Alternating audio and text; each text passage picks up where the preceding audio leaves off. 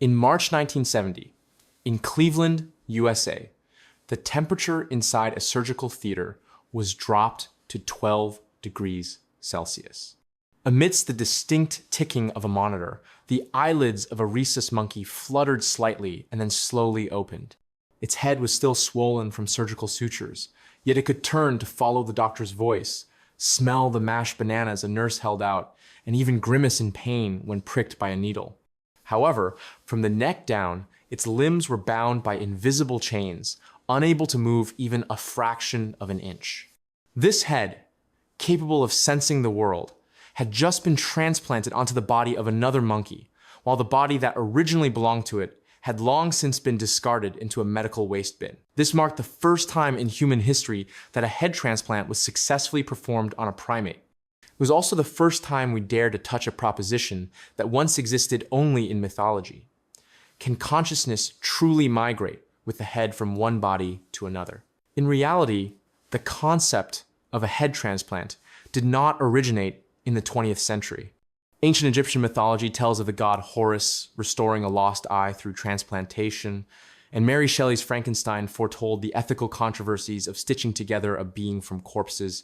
Modern experiments began in 1908, when American scientist Charles Guthrie attempted to graft the head of one dog onto the neck of another. However, due to a lack of effective vascular connection techniques and immunological technology, the grafted head quickly died.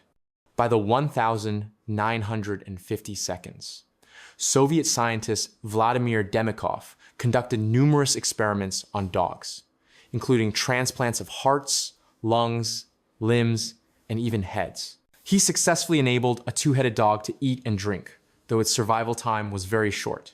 Nevertheless, these achievements sparked the interest of scientists worldwide.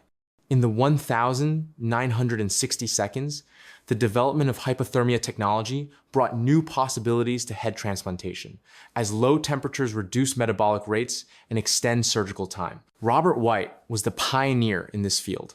Starting with research on brain cooling, he developed a technique for autologous hypothermic brain perfusion, cooling the brain by shunting blood through the femoral and carotid arteries. Research during this period was also fueled by the Cold War rivalry. Demikov's work pushed the Americans to explore further, and the success of the first heart transplant in 1967 provided additional technical grounding. However, early experiments often ignored issues like cerebral edema, causing immense suffering to the animals and drawing constant ethical controversy. Robert White was born on the 21st of January, 1926, in Duluth, Minnesota.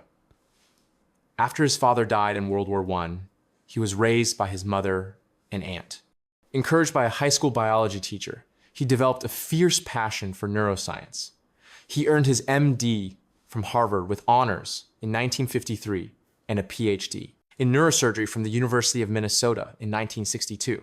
For the next 40 years, he served as a professor of neurosurgery at Case Western Reserve University, specializing in brain surgery and hypothermia to protect brain tissue.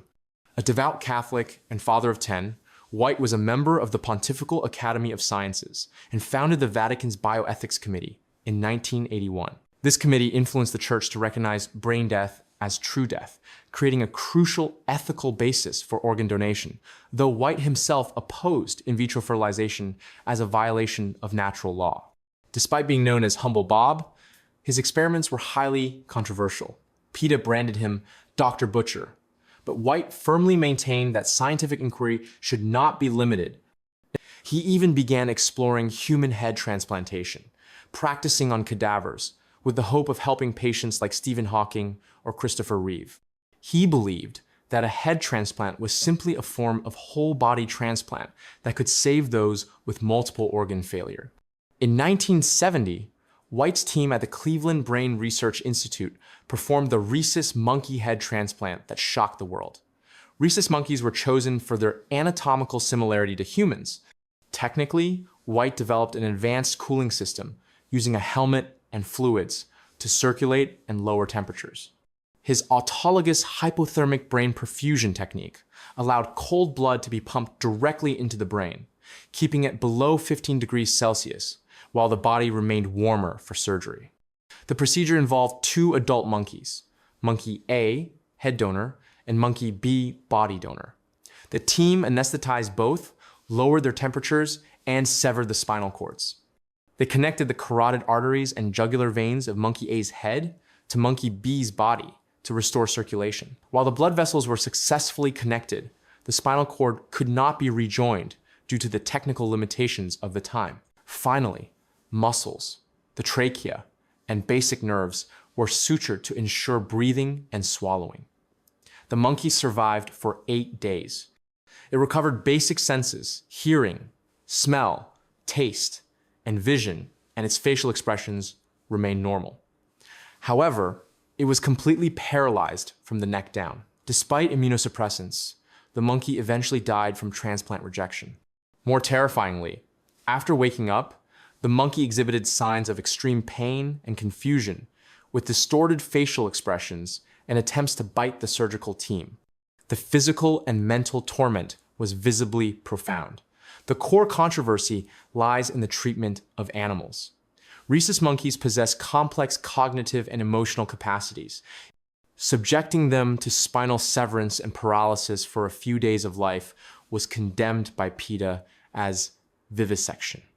By modern standards, such experiments would likely be rejected under principles like the 3 R's: replacement, reduction, refinement.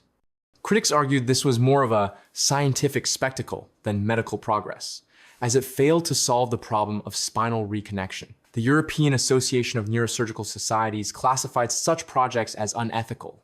If applied to humans, the risks would be catastrophic.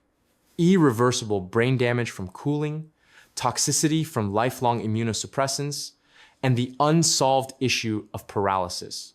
Furthermore, the psychological impact of waking up in a stranger's body could lead to severe identity crises, depression, or insanity.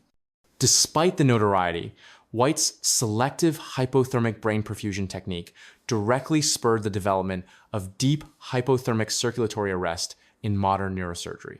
Today, complex surgeries, like aortic arch repair, use this principle to buy safe ischemic time, saving countless lives.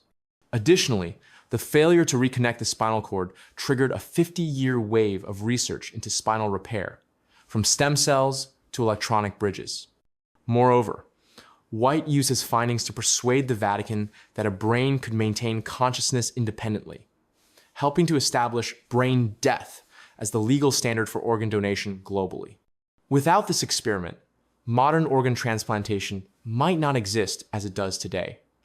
Robert White's experiment is remembered as the transplant that was closest to success, yet the most complete failure. He showed successors that while vessels can be connected, nerves cannot. While immunity can be suppressed, paralysis cannot be cured. The monkey that survived for 8 days in 1970 was like a blinding flash of lightning, illuminating the extreme frontier of medicine before dragging humanity back to reality. We might be able to move a conscious brain, but we cannot escape the accompanying pain and ethical abyss. White demonstrated that technology might defy death, but it struggles to conquer disability. One can transplant a head, but not dignity. The experiment has never been repeated, not because it is impossible, but because humanity learned that some lines should not be crossed. His legacy is a silent warning. Just because we can, doesn't mean we should. That brings us to the end of this story.